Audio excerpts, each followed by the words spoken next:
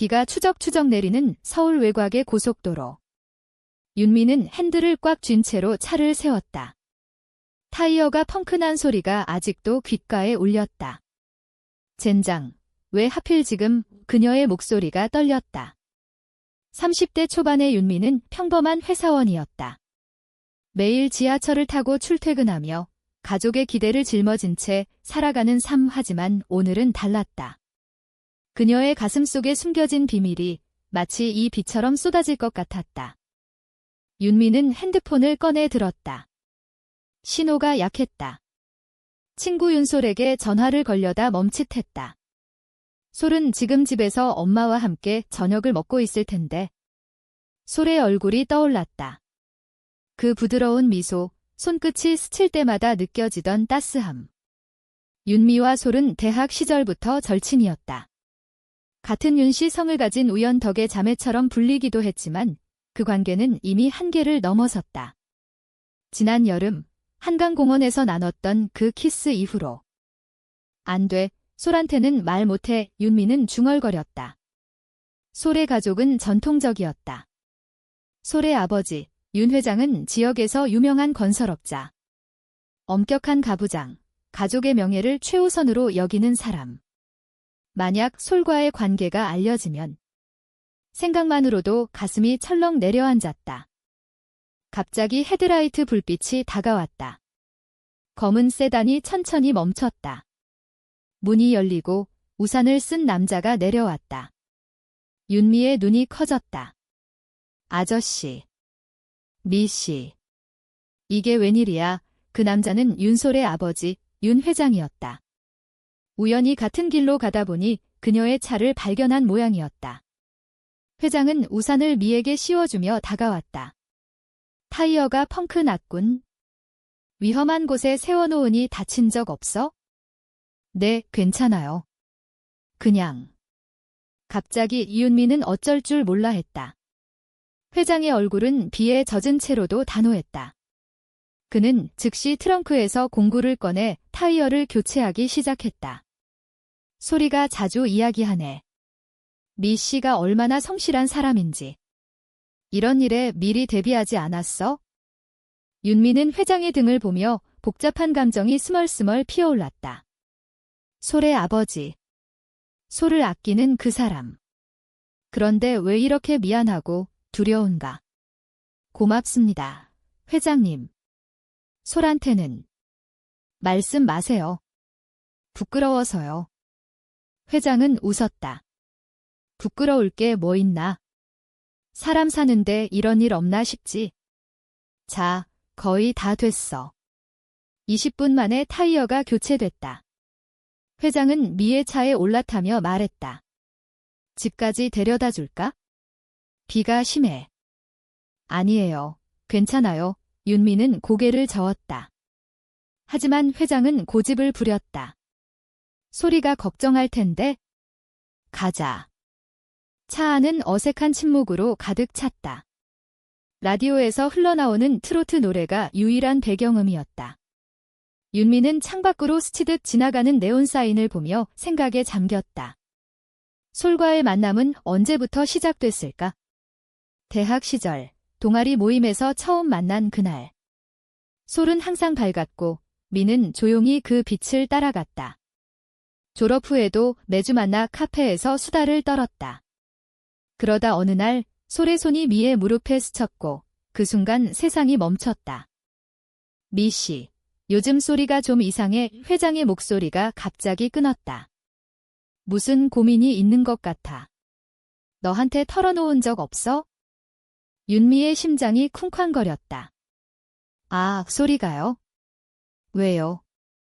글쎄, 직장에서 스트레스 받는가 보지. 나도 물어봤는데 대충 얼버무리네. 너희 둘이 친하니 좀 봐줘라. 회장은 한숨을 쉬었다. 그의 눈빛에 아버지의 애틋함이 스쳤다. 집 앞에 도착하자 회장은 말했다. 언제든 도와줄 일 있으면 연락해. 솔 가족처럼 생각하고 있으니까. 윤미는 고마움과 죄책감이 뒤섞인 미소를 지었다. 문을 닫으며 속으로 중얼거렸다. 솔아, 미안해. 내 가족 앞에서 이렇게 서툴게. 그날 밤, 윤미는 솔에게 메시지를 보냈다. 오늘 타이어 펑크 났어. 그런데 내 아빠가 도와줬어. 웃기지? 솔의 답장은 즉시 왔다. 뭐? 아빠가. 미야, 괜찮아. 내일 만나서 이야기하자. 사랑해. 윤미는 핸드폰을 가슴에 안고 누웠다. 사랑해. 그 단어가 한국의 차가운 겨울처럼 따뜻하게 스며들었다. 하지만 이 사랑이 지속될 수 있을까? 서울의 번잡한 거리처럼 그들의 앞길은 이미 미로였다. 다음 날 아침, 윤미는 회사로 향하는 지하철에서 솔의 사진을 보며 미소 지었다. 솔은 이제 마케터로 일하며 미처럼 바쁜 삶을 살았다. 하지만 그 바쁨 속에 숨겨진 비밀. 한국 사회에서 레즈비언 커플은 여전히 그림자였다. 가족의 눈치, 동료들의 시선, 심지어 법조차 그들을 제대로 보호하지 않았다. 윤미는 창밖으로 스치듯 지나가는 한강을 보며 다짐했다. 솔이랑 끝까지 함께 할 거야. 오후, 솔과 약속한 카페에 도착했다. 홍대 근처의 작은 곳, 벽에 걸린 K&D 포스터와 커피 향이 어우러진 공간. 솔은 이미 기다리고 있었다. 미야, 솔이 일어나 안아주자. 윤미의 어깨가 살짝 떨렸다. 어제 일, 진짜 아빠가? 세상에 솔이 웃으며 물었다. 윤미는 고개를 끄덕였다. 응, 우연히 지나가다 봤대. 고마웠어. 그런데 내 아빠가 내 고민 이야기하던데. 직장 스트레스. 솔의 미소가 살짝 굳었다. 아빠가. 그냥 대충. 나 요즘 좀 피곤해서. 그녀는 커피잔을 만지작거렸다. 윤미는 솔의 손을 잡고 싶었지만 주변 시선이 신경 쓰였다. 솔아, 우리 언제까지 이렇게 숨길 거야? 솔의 눈에 물기가 스쳤다. 미야, 나도 알아. 하지만 집에서 엄마가 또 결혼 이야기 꺼내서. 아빠는 더 말할 것도 없고. 우리 천천히 가자. 그들의 대화는 언제나 이렇게 끝났다. 로맨틱한 K-드라마처럼 키스 장면은 있지만 해피엔딩은 먼 미래의 이야기. 윤미는 솔의 뺨을 쓰다듬고 싶었지만 대신 커피를 마셨다. 그래, 천천히. 내가 행복하면 돼. 그날 저녁, 솔은 집으로 돌아갔다. 윤미는 혼자 한강으로 향했다. 다리 위에 서서 바람을 쐬며 그녀는 생각했다. 타이어가 펑크난 건 우연이었을까? 아니, 어쩌면 신의 장난일지도. 비가 그친 하늘에 별이 반짝였다. 하지만 그 별빛 아래 그들의 사랑은 아직 어둠 속에 숨어 있었다. 며칠 후, 윤미의 일상이 다시 평범해졌다. 회사에서 자료를 정리하며 동료들의 수다에 웃는 척하지만 마음 한구석은 솔로 가득했다. 솔과의 만남은 주말에 한정됐고 그마저도 조심스러웠다. 한 번은 솔의 집 근처에서 만나다 엄마의 차를 봐서 황급히 헤어지기도 했다. 한국의 가족 문화는 그랬다. 집안이 모든 걸 결정짓는 세상. 그러던 어느 금요일, 솔에게서 전화가 왔다. 미야, 오늘 저녁 어때? 아빠가 출장 갔어. 집에서 영화 볼까? 윤미의 가슴이 뛰었다. 솔의 집 처음이었다. 정말. 나 갈게. 솔의 집은 강남의 고급 아파트였다. 엘리베이터에서 내리자 솔이 문을 열고 기다렸다. 어서 와, 미야. 엄마는 동호회 갔어. 집 안은 깔끔했다. 한지로 장식된 벽, 식탁 위에 김치찌개 냄새. 솔의 방으로 들어가자 베개에 기대 앉아 노트북을 켰다. 오늘은 파라사이트 볼까? 아니, 로맨틱한 거로 할까? 영화가 시작되자 솔이 미의 어깨에 머리를 기대왔다. 화면 속에서 사랑이 피어나는 장면? 윤미는 솔의 머리카락을 쓰다듬었다. 솔아, 우리도 이렇게. 영원히. 솔이 고개를 들었다. 눈빛이 진지했다. 미야, 나의 결혼 생각해 본 적 없어. 갑작스러운 질문에 윤미는 당황했다. 왜? 소리도. 엄마가 또 재촉해. 좋은 남자 소개해준대. 나 거절했어. 하지만 아빠가 알면 솔의 목소리가 떨렸다.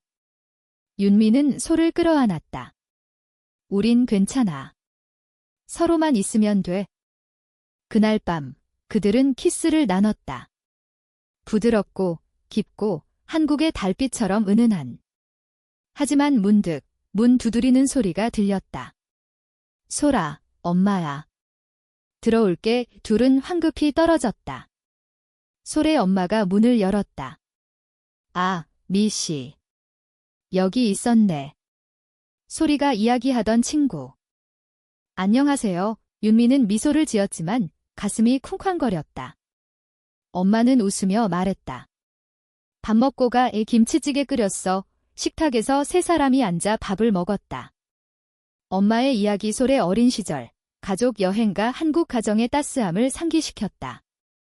하지만 윤미는 솔의 시선을 피할 수 없었다. 그 눈빛에 숨겨진 두려움. 식사 후 윤미는 집으로 돌아왔다. 택시 안에서 솔에게 문자를 보냈다. 오늘 재미있었어. 사랑해. 솔의 답. 나도. 하지만 조심해야 해. 주말이 지나고 윤미는 다시 고속도로를 달렸다. 이번엔 출장이었다. 부산으로 가는 길 라디오에서 흘러나오는 발라드. 사랑은 왜 이렇게 아픈가 이 가사가 가슴을 파고들었다. 부산에 도착해 호텔에 짐을 풀자 솔에게 전화했다. 바다 보고 있어?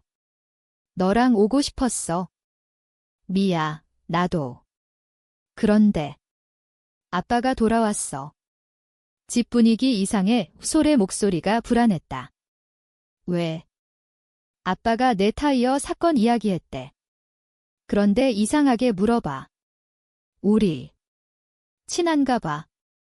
라고 윤미의 손이 떨렸다. 회장이 의심하는 걸까? 괜찮아. 우린 그냥 친구야. 하지만 그 그냥이 얼마나 무거운지. 한국 사회에서 동성애는 여전히 문제였다. 뉴스에서 가끔 나오는 이야기 가족 단절, 사회적 배제. 윤미는 창밖 바다를 보며 울었다. 솔아, 우리 사랑이 잘못된 걸까? 다음 날 출장에서 돌아온 윤미는 솔을 만났다. 이태원 카페.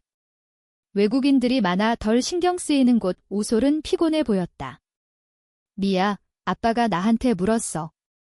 너랑 나 특별한 사이냐고. 뭐? 어떻게? 윤미의 얼굴이 창백해졌다. 솔이 손을 잡았다. 직접 물어보진 않았어. 그냥 느낌이야.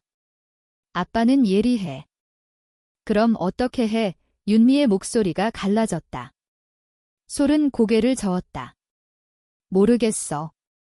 하지만 포기할 수 없어. 우리 도망칠까?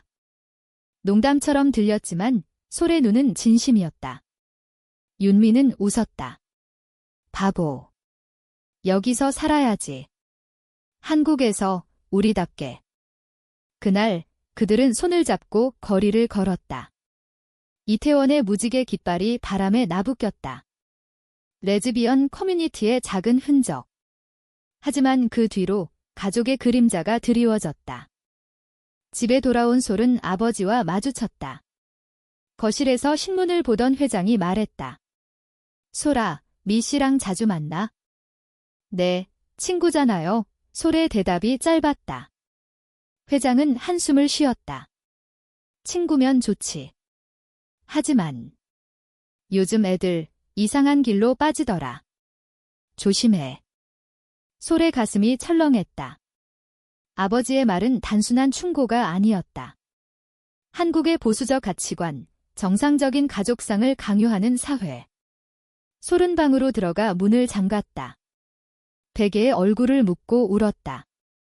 미야. 어떻게 해야 해? 시간이 흘렀다. 가을이 깊어지며 서울의 거리는 단풍으로 물들었다. 윤미와 솔의 관계는 더 깊어졌지만 갈등도 커졌다. 솔의 아버지는 점점 더 의심을 키웠다. 어느 날 회장은 미에게 직접 전화를 걸었다. 미 씨, 이번 주말에 우리 집에 올래? 솔이 생일이야. 가족 모임. 윤미는 망설였다. 저 갈까요? 부담스럽지 않을까요? 아니, 소리가 너 오길 바래. 와, 회장의 목소리는 부드러웠지만 미묘한 압박이 느껴졌다. 윤미는 솔에게 물었다. 가도 돼. 응, 와, 나 아빠랑 이야기해볼게. 솔의 대답은 떨렸다. 생일 당일, 윤미는 선물을 들고 솔의 집에 갔다. 케이크와 꽃다발. 문을 열자 솔의 미소가 그녀를 맞았다. 미야, 고마워. 집안은 따뜻했다. 엄마가 차린 한식상 불고기, 비빔밥, 잡채. 가족과 친척들이 모여 웃음소리가 터졌다. 회장은 미를 보며 말했다. 미 씨, 앉아. 솔이랑 잘 어울리네. 식사 중 회장은 옛날 이야기를 꺼냈다. 내 젊었을 때 서울은 지금처럼 화려하지 않았어. 한옥에서 살았지? 가족이 전부였어. 그의 눈빛에 추억이 스쳤다. 윤미는 그 문화적 뿌리를 느꼈다. 한국의 효와 집안, 사랑조차 그 틀 안에서 피어야 하는 현실. 생일 케이크를 자르다 솔이 미의 손을 스쳤다. 순간 회장의 시선이 그쪽으로 향했다. 솔아, 미 씨랑. 무슨 사이야? 방 안이 조용해졌다. 솔의 얼굴이 창백해졌다. 아빠, 그냥 친구. 친구. 그럼 왜 그렇게 가까워? 회장의 목소리가 낮아졌다. 엄마가 끼어들었다. 여보, 무슨 소리야? 애들 사이지. 하지만 회장은 멈추지 않았다. 솔아, 나 알아. 요즘 애들 트렌드. 하지만 우리 집안은 달라. 정상적인 삶을 살아야 해. 그 말에 솔의 눈물이 터졌다. 아빠. 왜 그래요? 나 사랑하는 사람이. 윤미는 얼어붙었다. 회장님, 미 씨, 너도 알잖아. 이건. 안 돼. 회장의 말은 단호했다. 방 안은 혼란으로 가득 찼다. 친척들이 수근거렸다. 솔은 울며 방으로 달려갔다. 윤미는 따라가려다 회장의 손에 막혔다. 가지마. 소리를 더 아프게 할 거야. 그날 윤미는 비틀거리며 집으로 돌아왔다. 솔에게 문자를 보냈다. 미안해. 다 내 탓이야. 답장은 없었다. 다음 날 솔의 메시지. 미야, 헤어지자. 아빠가. 너무 화났어. 나 가족 잃을 수 없어. 윤미의 세상이 무너졌다. 반역. 솔의 반역. 아니, 가족의 압박 때문이었다. 한국 사회의 무게가 그들의 사랑을 짓눌렀다. 윤미는 한강 다리로 갔다. 바람이 차가웠다. 솔아. 왜? 며칠간 윤미는 출근도 제대로 못했다. 동료들이 걱정했지만 그녀는 웃으며 넘겼다. 속으로는 갈기갈기 찢어졌다.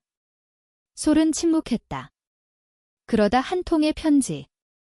미야, 미안해. 나 아빠 설득해볼게.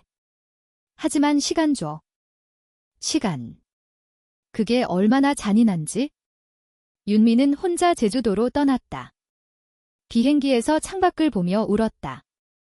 제주의 바다, 검은 현무암. 자연의 힘처럼 그녀의 감정도 거칠었다. 호텔에서 솔에게 전화했다. 솔아, 나 제주야. 와줄래? 미야. 못 가. 아빠가 감시해. 솔의 목소리가 약했다. 나 상담소 갔어. 레즈비언 지원단체. 거기서 배웠어. 우리 사랑은 잘못된 게 아니야? 그럼 왜 헤어지자고 했어? 윤미의 외침이 터졌다. 솔이 울었다. 두려웠어. 가족 잃는 게. 하지만 이제 싸울게. 제주에서의 나날은 치유였다. 윤미는 오름을 오르며 생각했다. 한국의 전통과 현대, 그 사이에서 살아가는 우리. 솔과의 사랑은 K-팝처럼 자유로워야 했다. 돌아온 윤미는 솔을 만났다. 남산 타워 아래 케이블카를 타고 올라가며 그들은 손을 잡았다. 미야, 아빠랑 이야기했어. 솔직히 털어놨어. 그리고 윤미의 심장이 멎을 듯했다. 솔이 미소 지었다. 화냈어. 하지만 이해하려 해. 천천히. 겨울이 왔다. 서울은 눈으로 뒤덮였다. 윤미와 솔의 관계는 여전히 위태로웠지만 조금씩 앞으로 나아갔다. 회장은 솔의 고백 후 가족 모임을 열었다. 솔아, 나 이해 못하겠어. 하지만 내 행복이 제일이야. 그의 말은 떨렸다. 한국 아버지의 자존심, 그 뒤에 숨긴 사랑. 엄마는 더했다. 미 씨, 우리 딸 잘 부탁해. 하지만 조심히 살아. 그 말에 윤미는 눈물을 글썽였다. 가족의 수용은 완벽하지 않았다. 여전히 이웃의 시선, 사회의 편견. 하지만 시작이었다. 고조는 추석이었다. 명절 모임. 윤미는 솔의 집에 초대됐다. 한복을 입고 송편을 빚으며. 회장이 미에게 말했다. 미 씨, 그날 타이어 고쳐준 거 우연이 아니었어. 솔이가 걱정한다고 해서 일부러 따라갔지. 그의 고백에 윤미는 놀랐다. 회장님, 너희 둘 소중해. 지켜줄게. 그 순간 윤미는 울었다. 반역은 아니었다. 오해와 두려움의 산물. 하지만 사회는 여전히 가혹했다. 솔의 직장에서 소문이 돌았다. 솔 씨, 여자친구 있어. 동료들의 농담이 칼처럼 아팠다. 솔은 사표를 냈다. 미야, 나 새 직장 구할게. 함께 살자. 그들은 작은 원룸으로 이사했다. 강북의 오래된 건물. 창밖으로 보이는 한강. 매일 아침 솔이 끓여주는 미역국. 한국의 일상 속 로맨스. 어느 눈 내리는 밤, 그들은 다리 위에 섰다. 그곳, 여름에 키스했던 한강. 솔아, 우리 결혼할까? 윤미의 말에 솔이 웃었다. 한국에서. 아직 법이, 하지만 우리만의 서약. 그들은 손가락에 반지를 끼웠다. 은반지, 조그만 다이아몬드. 영원히 함께. 눈송이가 떨어지며 그들의 사랑을 축복했다. 회장은 그 사실을 알았다. 하지만 이번엔 침묵했다. 대신 명절 선물을 보냈다. 김치 항아리와 편지. 행복하세요, 아버지의 성장. 윤미와 솔은 커뮤니티에 참여했다. 서울의 LGBTQ 센터. 워크숍에서 다른 커플들의 이야기를 들으며 힘을 얻었다. 우리도 변화를 만들자. 결말은 비극이 아니었다. 완벽한 해피엔딩도. 하지만 인간적이었다. 사랑은 싸움, 용서, 수용의 여정. 한국의 거리처럼 그들의 길은 구불구불했지만 함께라면 밝았다. 타이어가 펑크난 그날 도움을 준 건 친구의 아버지였다. 하지만 진짜 도움은 서로를 향한 사랑이었다. 눈 덮인 서울에서 그들은 걸었다. 손잡고 미래를 향해.